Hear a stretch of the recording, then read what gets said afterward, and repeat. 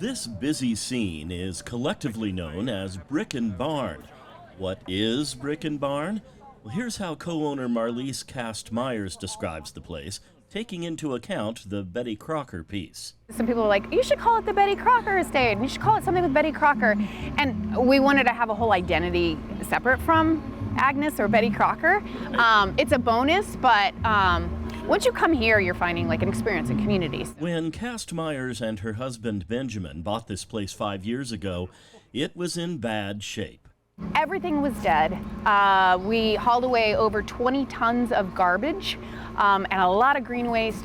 The pool was broken, the barn was leaking, we had a rat infestation. There was just a lot of love that the place needed. And a lot of love is what it got, in the form of money spent and sweat equity invested.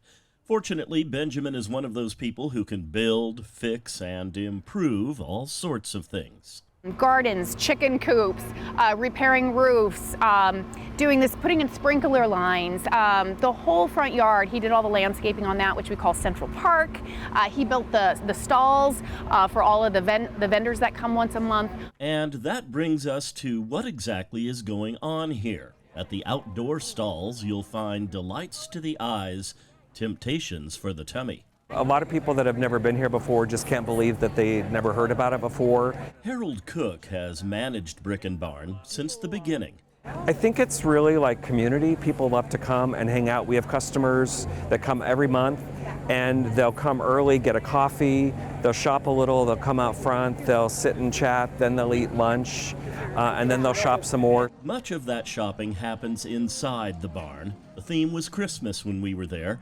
People were packed in, strolling the aisles, occasionally bumping into the wind chimes, discovering all sorts of seasonal delights, things you probably wouldn't see anywhere else, like this Christmas tree snow globe that never needs shaking.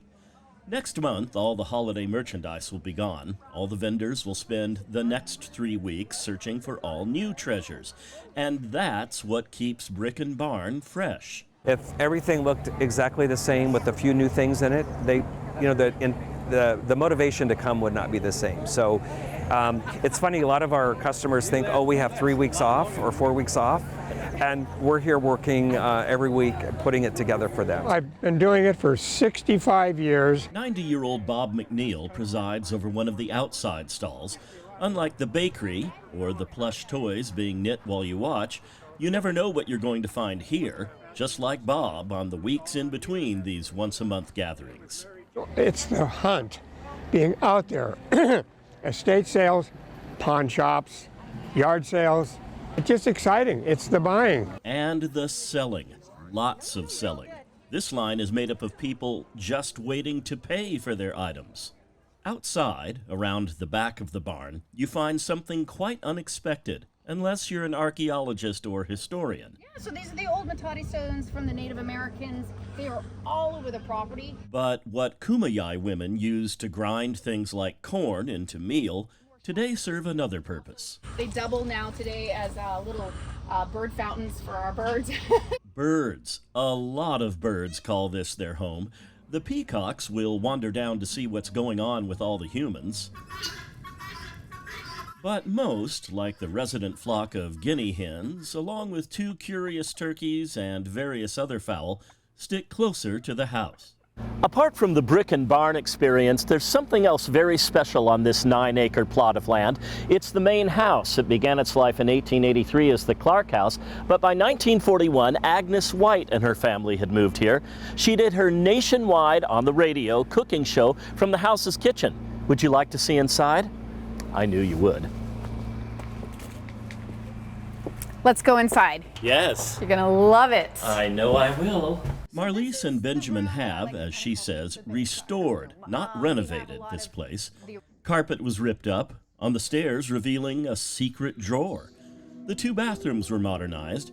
That music you hear is coming from one of them, meant for people outside getting a massage or spa treatment next to the pool.